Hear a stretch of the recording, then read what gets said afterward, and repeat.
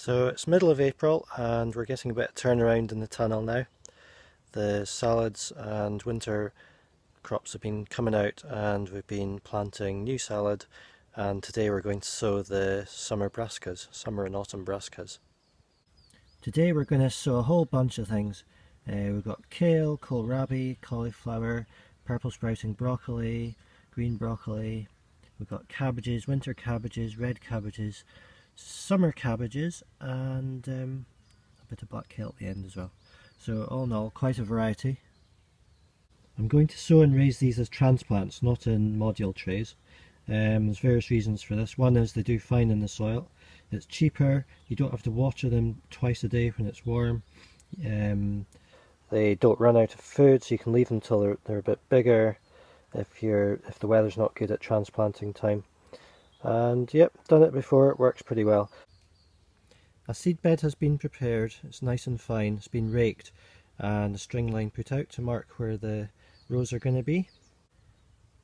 And then it's pretty low tech, it's the end of a rake handle and you just pull out a drill like that, nice and shallow, seeds aren't very big. So going to sow some red Russian kale seed, and this is from the seed co-op. I like this kale seed, it's pretty reliable. So normally I would just take a pinch in my hand and sprinkle them out. You're wanting to place one about every centimetre or something like that. Today I've got a camera in one hand, so I'm just going to knock them out of the packet, straight out of the packet, nice and thin. There they are. Now, I would say one downside of this is it is a bit hungrier on seed than using module trays, because in a module tray you put one seed in, you get one seed come up. However, here conditions are a bit rougher, so you do need a bit extra seed because some won't come up. If I'm using F1 seed, which is hybrid seed, it's quite expensive. It might be 5p for one of these seeds, and therefore I would probably sow them in module trays just because of the expense involved. However, this is about £1.80 and you get hundreds of seeds. Yep, 350 seeds, so they are very cheap and you can afford some not to come up. So that's a few thousand seeds sown in 2 drills. Last job to do is just to firm them in.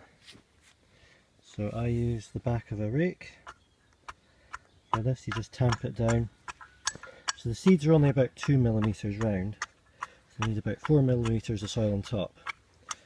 I think if I pulled soil in with the rake it would be too deep. It would be very too deep. So doing this just collapses the furrow that's been created enough and firms the soil down around the seed, so there's good seed and soil contact. And we'll just wait for them to pop up out the ground in a couple of weeks.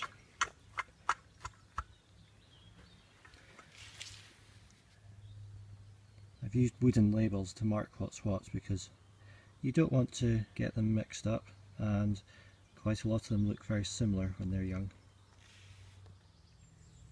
So it's a few weeks since this nursery bed of brassica plants was sown, and now they're ready to go out. They've got at least 3 true leaves each, and so now we're just going to dig them up and transplant them into their final planting place.